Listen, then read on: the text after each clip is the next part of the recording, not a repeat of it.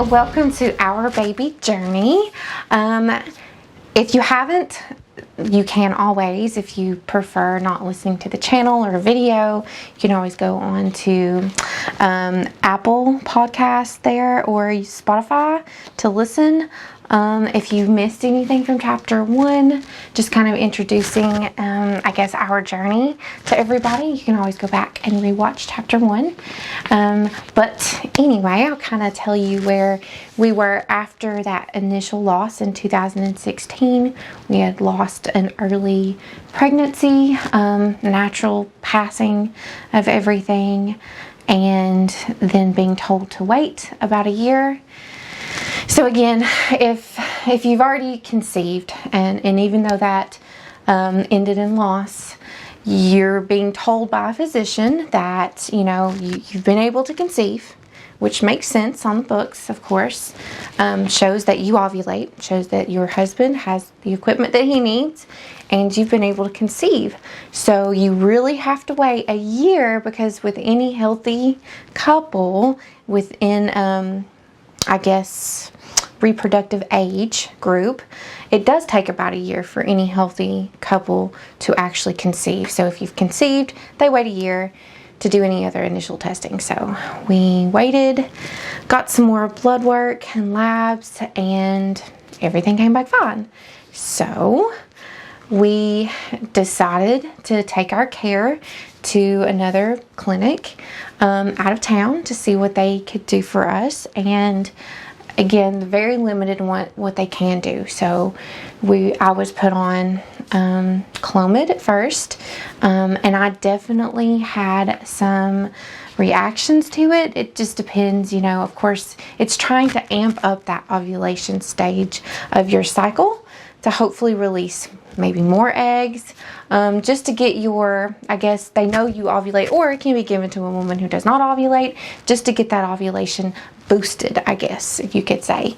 So they say to wait and, do it consecutively for 3 months to see if anything, comes of that.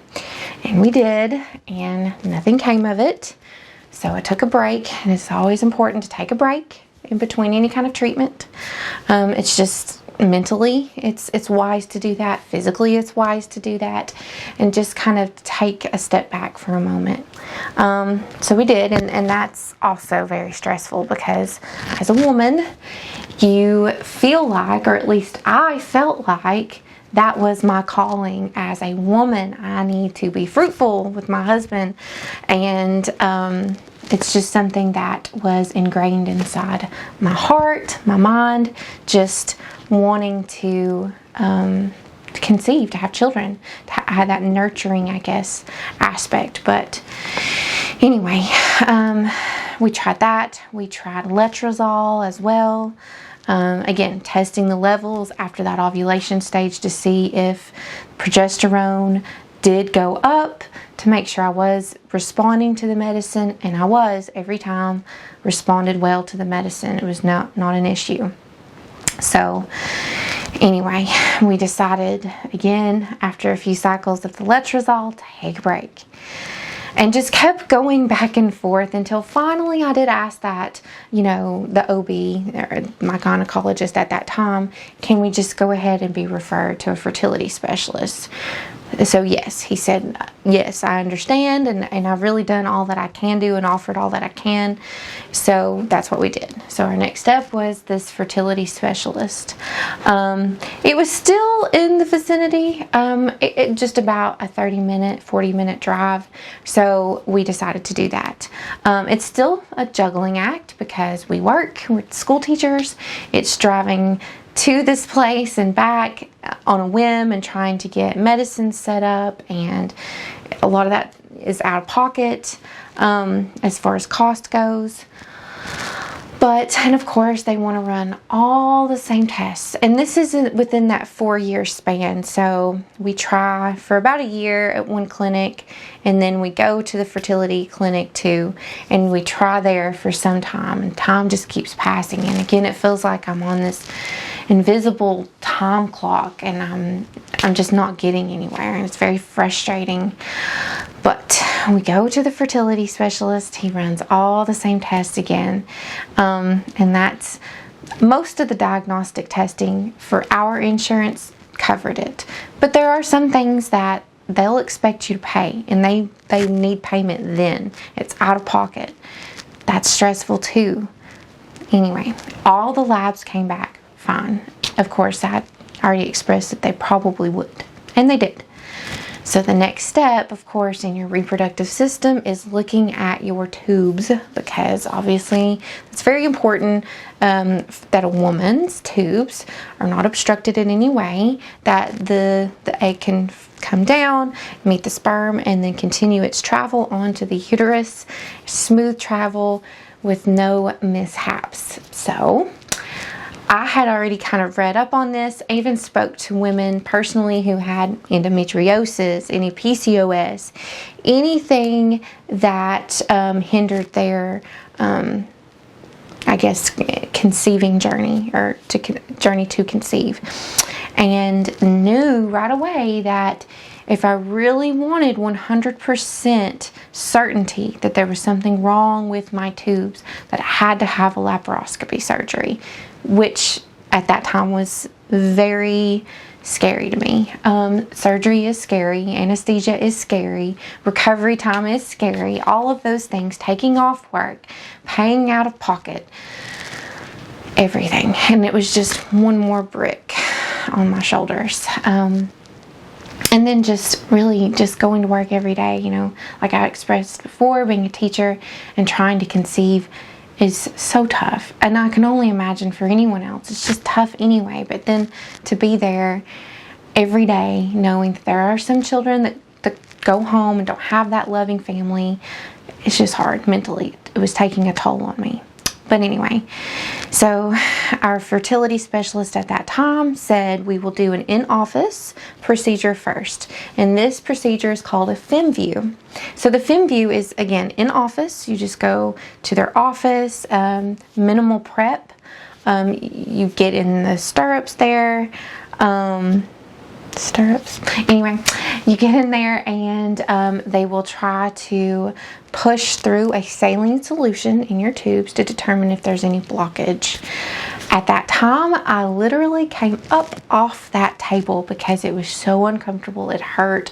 I cried. I was very uncomfortable and in pain.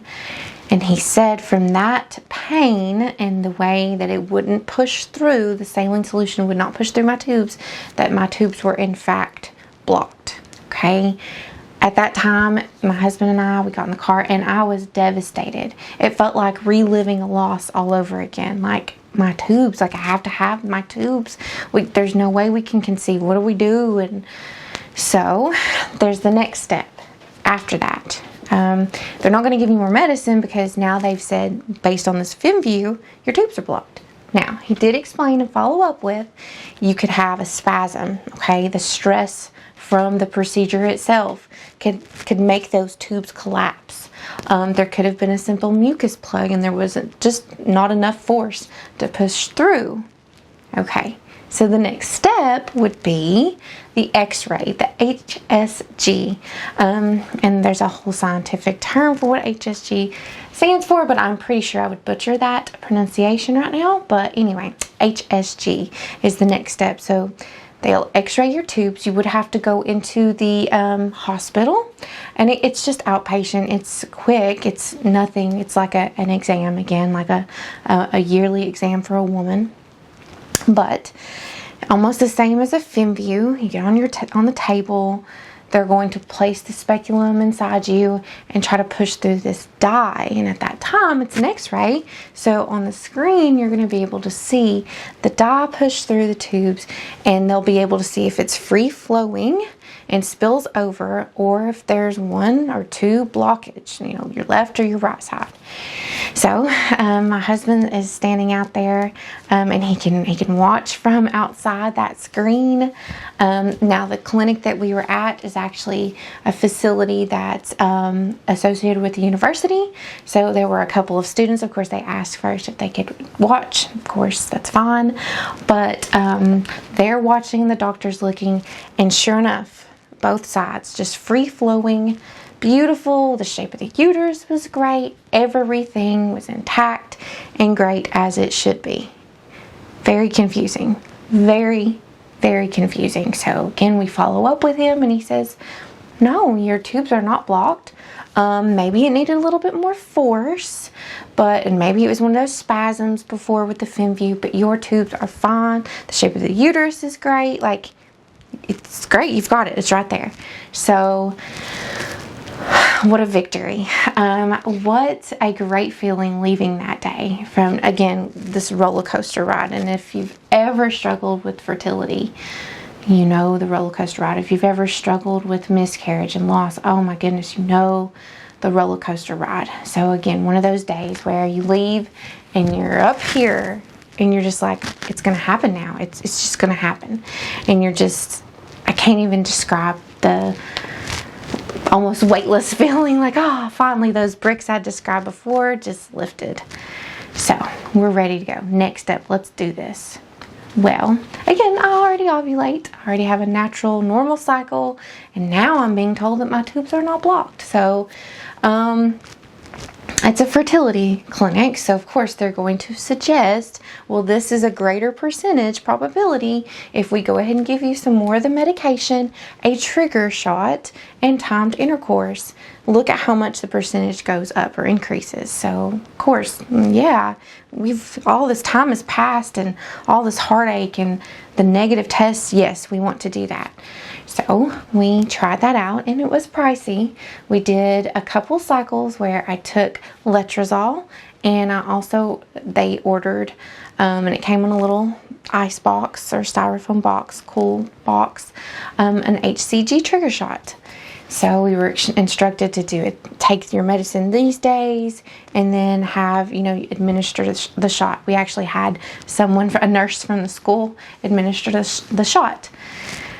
And I was just really in my head at that time, and it wasn't created by anyone else. It was just life, I felt like I was here standing really still, and everything around me was just going really, really fast, and life was just moving, and I couldn't go past this place, and this had to work.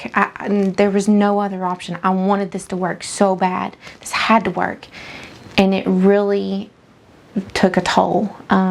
It was not a good cycle. The 2 times we did try the meds and the HCG, it took any kind of passion out of, what you share with your husband in those moments. It took its toll on me. And of course it was unsuccessful. So again, within this time period, I've tried Clomid, I've tried Letrozole, I've tried a trigger shot, I've tried the FemView and the HSG. I've tried numerous kinds of vitamins and things that they say that boost your fertility, and try this fertility diet, and make sure you have your progesterone tested, and I tried it all. I spoke to countless women who had struggled and tried what they did, and spoke about, blood thinners and things. Maybe I have a blood clotting disorder. That was tested. Everything that could have been tested or read about, it was done, and it didn't work. So fast forward, and we go into the next chapter, and you'll have to tune in for chapter 4 to see what happens after 4 years has passed.